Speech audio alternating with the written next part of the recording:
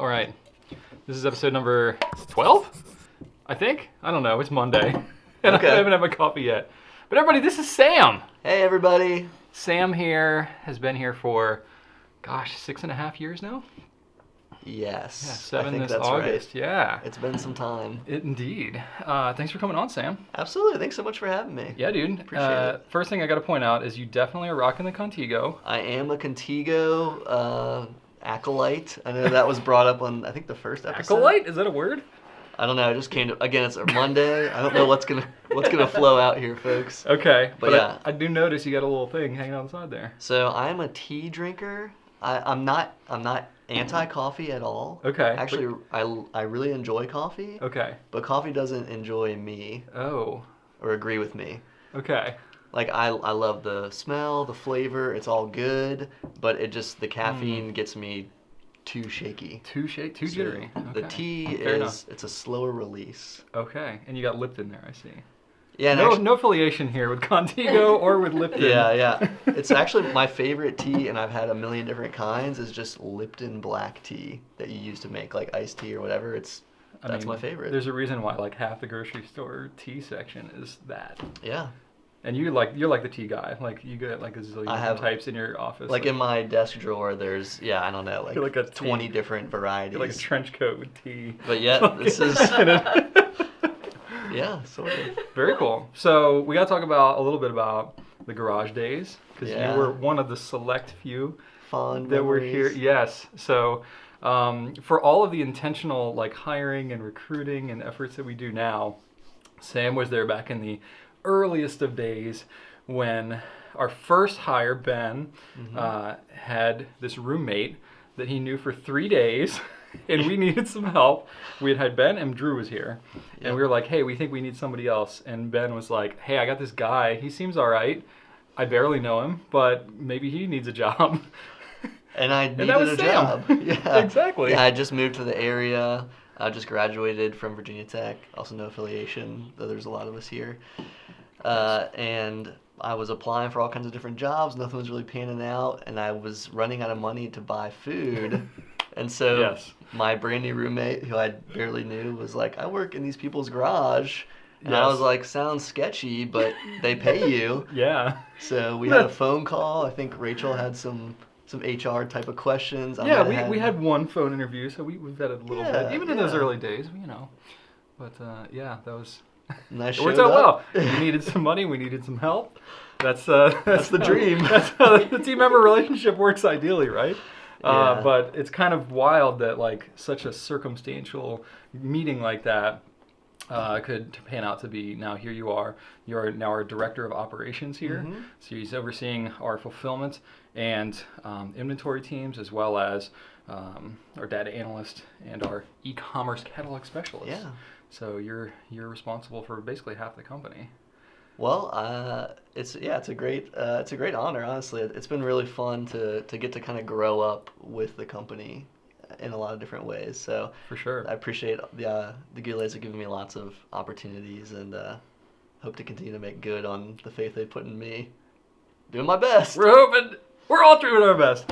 All right, Sam. Let's talk about some pens, shall we? Absolutely. Yes. I see. Sam was intentional, and he was like, I would say that admittedly you're not like the deepest of like fountain pen people. That's fair. It's not a requirement Mhm. being here, but it does happen over time that you're just going to get exposed to it. Yes. So you have found a selection of pens that you personally enjoy the most. So let's talk about those. Yes. So as Brian said, I do write with a fountain pen pretty much every day, so I am an avid user. You are. I'm not a huge collector. Having worked here for 7 years, I have fewer pens than most folks who have worked here for much less time. But Right. there are a couple that I like. So as I just brought a sampling. I've got my Platinum Cool.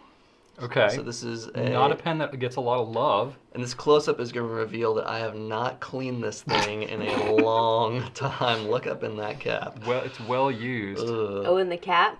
Oh yeah. Yeah, Oh so yeah. It's See, been a while. one of the things about demonstrator pens is it demonstrates how much you clean your pen as much as anything else. Yes, so I haven't cleaned this in a while, but one of the things I like about it is it writes pretty reliably, even with the poor care that I give to it. You know, honestly, that's probably a requirement that a lot of people have in like real life. Yeah. That isn't something that we necessarily show on the website. Like, which pen performs the best when you completely neglect the maintenance of your pen? Yes. And That could almost be like a video in and of itself.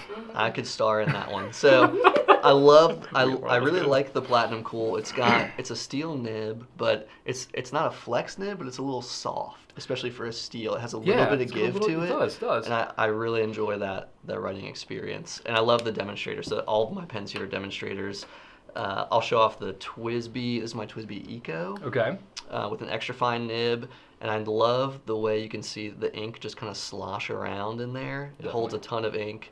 It just looks cool when you're holding it. This is actually the one I use every single day. Oh, yeah? So I love that. It's an extra fine nib. Okay. Because I remember you used to be like all about the Prera. That was like kind of your daily writer for years. Yeah, so this is pretty shameful. I went to bring my Prera this morning and I couldn't find it. Oh, no, Sam! If anybody sees my Pilot Prera, let me know. Oh, gosh. Yeah, I had a good history with that pen too. I converted it to an eyedropper at one point. I know. Which is somewhat of a little hack. Yeah, it is a hack, for sure. A little known hack that So I do like the Pilot Prera. It's also a demonstrator. It's not here. The other one I brought is, and I don't feel bad about this, the Platinum Preppy. Okay. So this is old school. This is like one or two designs ago. I've had this one for a while. Yeah, and the reason I like the Preppy is, first, I don't feel too bad if I lose it. Back to the Prera discussion. Right. Yeah, you could lose like 9 or 10 Preppies and still be ahead on the Prera. Right, and it writes really well. It does. You know, for $4, it's a good writing experience. It's reliable, which I appreciate in my lifestyle, apparently. Indeed. You got a pattern here, Sam. You know, and this one, honestly, just has I've just got the cartridge in here that it came with. Is that right? Like, I'm a pretty simple guy. All right, fair enough. Now, this is like one of the most commonly eyedroppered pens, I think, out there. Yeah, and I have done that, but I carry it usually in my pocket, and I get scared to carry an eyedropper pen in my pocket, if I'm being honest. You can be honest here. I should be honest. You should. That is one of our core values. I worry about ruining my pants. You know, I think it's always better to err on the side of this eyedropper pen may leak all over my clothes. Right. You know, rather than the opposite and then be surprised. Better safe than sorry. Yeah, for sure. And I also brought along my favorite ink. Okay. So one thing about me is I love to try new stuff. I'm that guy. If I go to the same restaurant 10 times, I'm having 10 different dishes. See, and that's really interesting because you're such like you're a pretty straightforward guy, like pretty practical. You got your pen style that you like. Yep. But you like when we go to restaurants, I've never seen you order the same thing twice. Yeah, I'm always like, for whatever it is, is there going to be something better that I haven't had yet? It's just sort of adventurous spirit when it comes to most things in life. And you'd think that would translate really well to fountain pen ink because what do we have, 600 some different colors? Yeah. So it's like the perfect opportunity for that. Yet I'm not that way at all when it comes to fountain pen ink. So wild. I know. I found one that I love. So it's Diatramenis Atlantic Blue. I love blue black because you can use it. You can use it in business settings. We're gonna swap this thing up because I want to show. I like this color a lot. That's a great idea. Yeah. I've got it. It's inked up in TWSBI as well. We can write a couple little notes if you want. We can swap it up a little bit. But it's really well behaved. So it's on the juicier side, I would say. Yeah. As inks go. Indeed. It flows really well. It's darker blue. Yeah. So I like the blue black. Because again, I was saying you can use it. It's appropriate in any setting, but it's not just black. It's not just blue. I like. You could say it's blue black. Exactly, it's the perfect balance. And the reason I like this one, like if you see the close up there on the swab, is it's one of the few blue blacks that doesn't lean green. You know, because sometimes those will lean either a little on the gray or there'll be a little of that kind of marine. Yeah. Flavor almost. This is like a true kind of like navy color. Yeah. Yeah.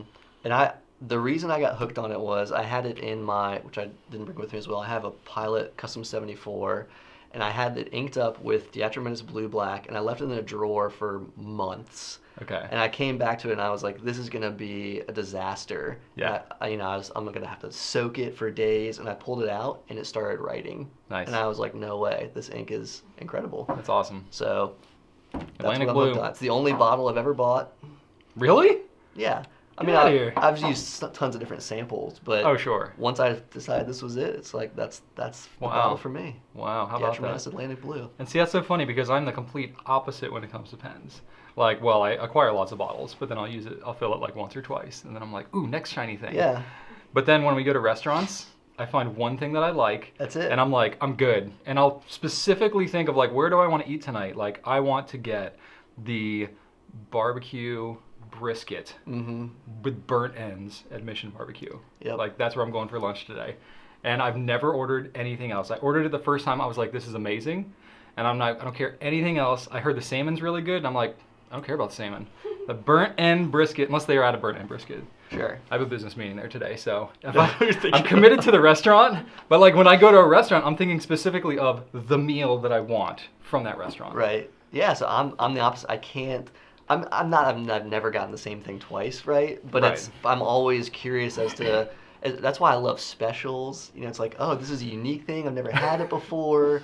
I don't know. It's an adventure for me. So Fair enough. that's a good question. You know, what do you guys prefer? Are you stick to the same thing you always like, or are you always trying different things? Yeah, specifically with restaurants. Let's go with that. So Okay, when you stick with when that. you eat a restaurant, are you adventurous or are you like, nope, I know the way that Tony makes the ravioli at my favorite Italian place, that is where I go. Or Right. whatever, the Reuben sandwich at my deli, that is my place. Whatever it is. Or you're like, whatever, this place looks new, let me drive in here. What's your special? Let's get that.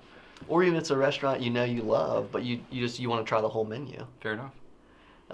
So what do you have here, Brian? You brought a pen. I've got a several ink pens, and I think I'm starting to recycle them a little bit right now, so I need to go through my rotation. This is TWSBI Eco T, which is slightly different. Slightly different from the than Eco. Aside from the obvious color difference. This is a limited color, which is not available anymore, sorry.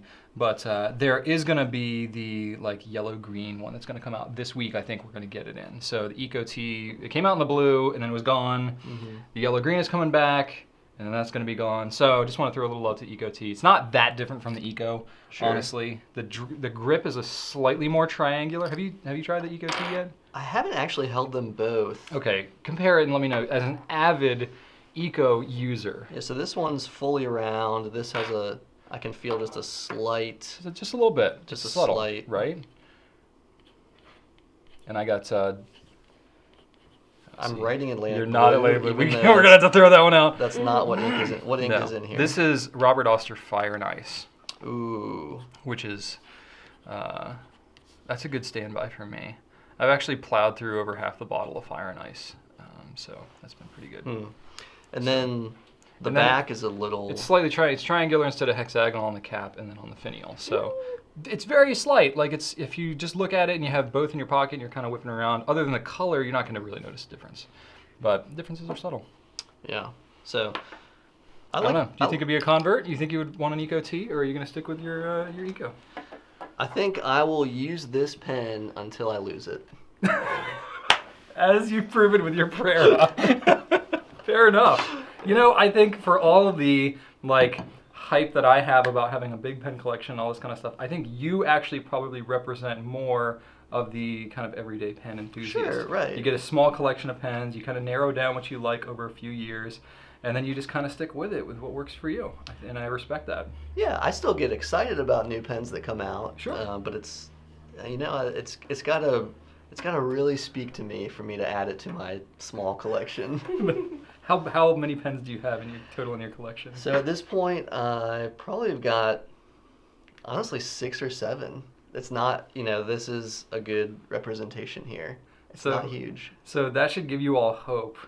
For those of you just getting into the hobby and you're like, oh my gosh, this is such a deep rabbit hole. Sam has been around these things, placing purchase orders and been involved in like every new product Every conversation. And has a very narrowed down selection of reasonably affordable pens too. It's not like you've gone like super crazy deep. Yeah, I only have one. The Custom 74 is my only gold nib pen. Okay. I like affordable, fine or extra fine nib demonstrators. That's my segment That's your niche right there. Yeah. There you go. You know what you love. All right. Well, thanks for coming on, Sam. This was Absolutely. fun. Thanks so much for having me. Yeah, man, for sure. And thanks for hanging out with us again on this Monday morning. And right on. Right on.